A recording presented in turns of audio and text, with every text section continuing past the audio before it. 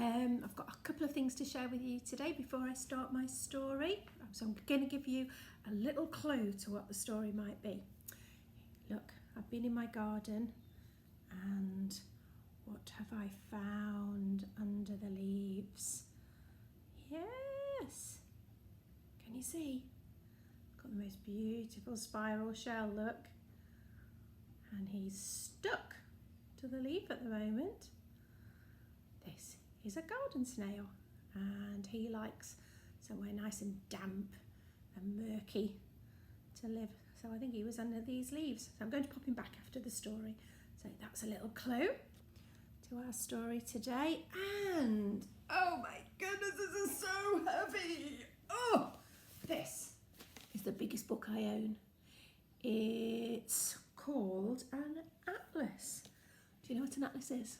An atlas is a book of maps, and maps show us where places are. So in here, look, there's lots. Lots. Oh, and there's I think that's the index at the end to say where everything is. But lots and lots of maps. So our story today is about a snail, and he travels around the world, and he travels with a friend called Whale. Yeah, the story is The Snail and the Whale, and it's one of my favourite stories. It's one of Julia Donaldson's, so it's fantastic because it rhymes, and it's got those wonderful pictures by Axel Scheffler. So let's have a look, shall we? Okay, there's the snail, look on the cover, and he's on the tail of the whale. Okay, I hope you can see the pictures okay. This is a rock, as black as soot, and this is the snail with the itchy foot. The sea snail slithered all over the rock. You know snails slither, don't you, because they've got that lovely slime that they produce. And he gazed at the sea and the ships in the dock. And as she gazed, she sniffed and sighed. The sea is deep and the world is wide. How I long to sail, said the tiny snail. There she is. She's a sea snail. She lives by the coast, look. And there's cliffs in the background. And obviously this is the harbour where the big boats come in. And there, a lighthouse that shines out into the sea at night, so that the boats know where the rocks are. Aha, here's all our friends, look.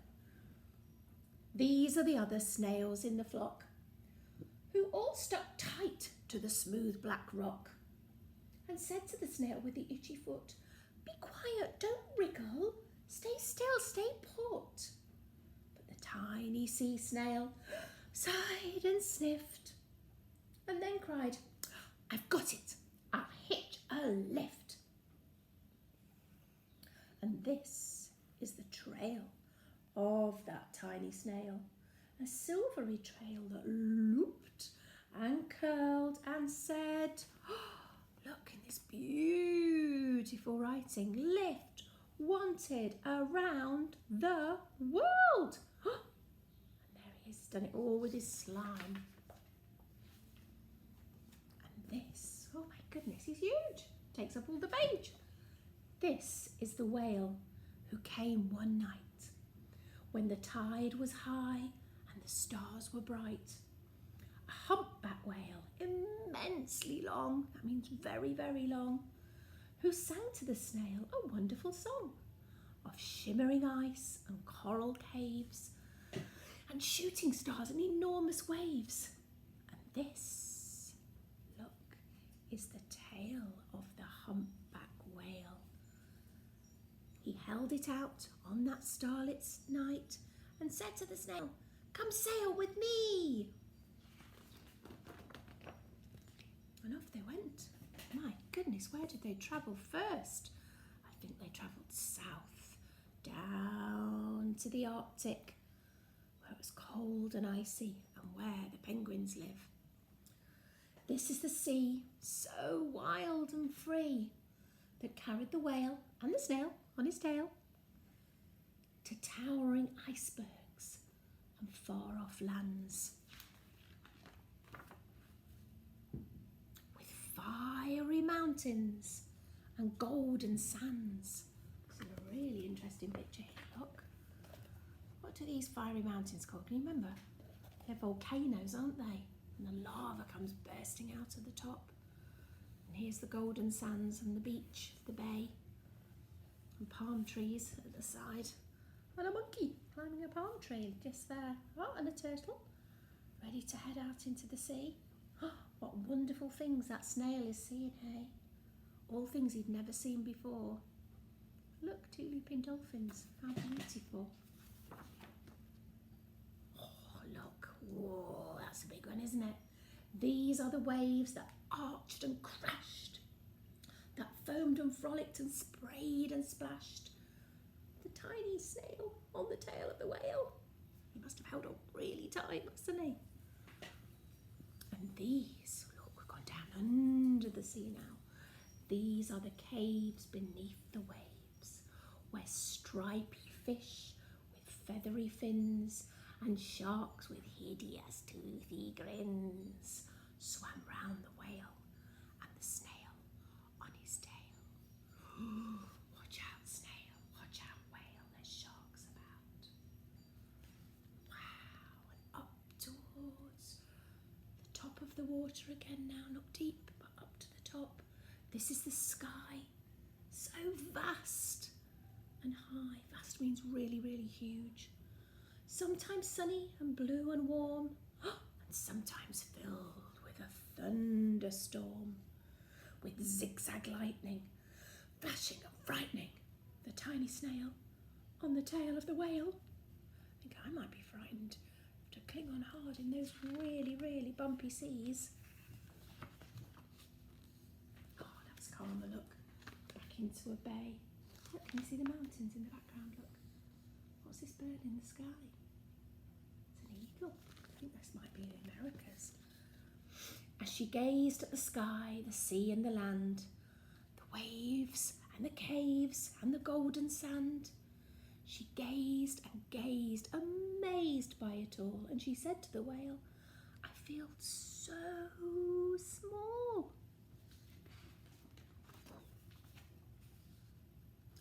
But then came the day the whale lost his way.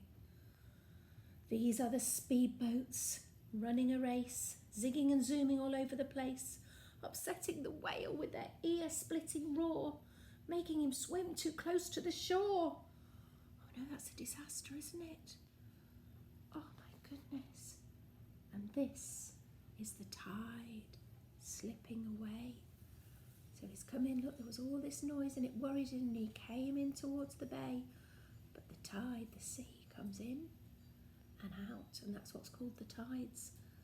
And sadly the tide was going out, look, wasn't it? He's going to be stranded on the shore. Oh my goodness. Oh, look.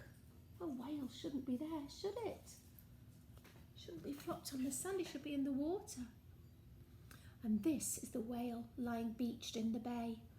Quick, off the sand, back to the sea, cried Snail. I can't move on land, I'm too big, moaned the whale. The snail felt helpless and terribly small, and then said, I've got it, she cried, and she started to crawl.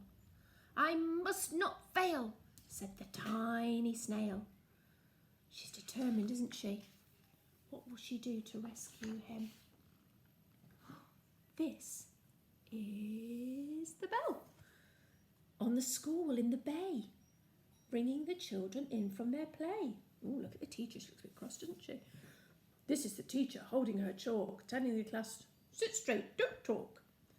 And this is the board, as black as soot. She's using chalk on a blackboard. Not like our whiteboards, is it? And this is the snail with the itchy foot. Look, he's made it up onto the board. A snail, a snail. Oh, the teacher turns pale. Look, said the children, it's leaving a trail. And this is the trail of the tiny snail. A silvery trail saying, "Save the whale." Aha! These are the children all running from school, fetching the firemen who are digging a pool. Look, digging down so that the water come in. So he needs that water all around him, doesn't he? They're squirting and spraying, look, to keep that whale cool. What a brilliant team effort. Look, helicopter overhead, maybe bringing some more water to splosh down on him as well. Everybody's digging. Trying to make that whale safe. Oh, brilliant. And this is the tide coming into the bay. The tides go out, and then later in the day they come back in again, so he was safe, look. And these are the villagers shouting, "Hooray! Hooray!" as the whale and the snail travel safely away, back into the sea. Look, off they go, back on their adventure. Back to the dock, and the flock on the rock. That's all his friends, isn't it, the other snails, who said, "How time's flown, and oh, haven't you grown?"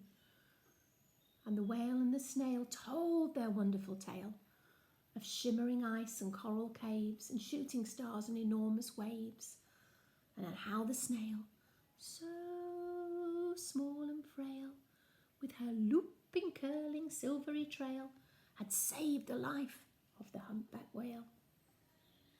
And then the humpback whale held out his tail. Ah, was he going to put that little snail back? Or maybe not.